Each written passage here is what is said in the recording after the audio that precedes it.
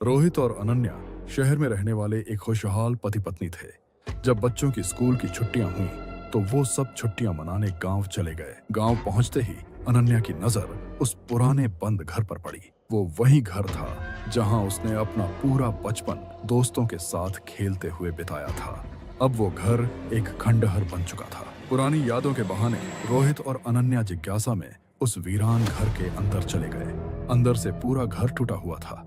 धूल के अलावा वहां कुछ नहीं था। धूल और मलबे के बीच उन्हें एक पुरानी गुड़िया दिखी। उसकी अजीब सी आंखों को देखकर दोनों घबरा गए और तुरंत वहां से बाहर आ गए। अनन्या ने इस घर के बारे में गांव वालों से पूछा। गांव वालों ने बताया कि सालों पहले उस घर में एक बच्ची की दर्दनाक मौत हुई थी और तब से उसकी आत्मा वहीं भटकती है, इसलिए उस घर में कोई नहीं रहता। अनन्या उस बात को वहम मानकर भूल गई। रात को जब सब सो रहे थे तो अचानक से अनन्या को किसी बच्चे के रोने की आवाज सुनाई दी। उसे लगा कोई बच्चा मुसीबत में है। रोहित को जगाए बिना वो अकेली ही उस आवाज का पीछा करते हुए चली गई और चलते चलते वो उस खंडर घर के एकदम सामने पहुंच गई। रोने की आवाज घर के अंदर से आ रही थी। उसे यकीन था कि कोई बच्चा अंदर फंसा है। उसे बचाने के लिए अनन्या ने हिम्मत करके उस शापित घर के अंदर कदम रख दिया।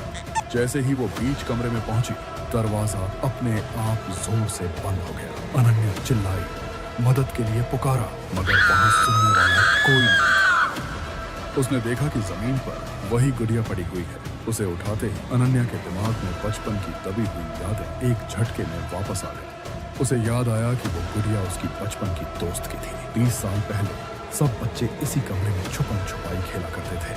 खेल खेल में अनन्या ने अलमारी का दरवाजा जोर से बंद कर दिया था, जिससे वो भारी अलमारी पलटकर उसकी दोस्त के ऊपर गिर गई थी, जो कि उस अलमारी के पीछे छुपी हुई थी। वो बच्ची मर गई थी और वो अनजाने में अनन्या की ही गलती थी। उस बच्ची की रूह 30 सालों से सिर्फ अनन्या का इंतजार कर रही थी। आज वो इंतजार खत्म हुआ। घर अंधेरे में डूब गया और अनन्या अपने ही अतीत के जाल में हमेशा के लिए फंस गई।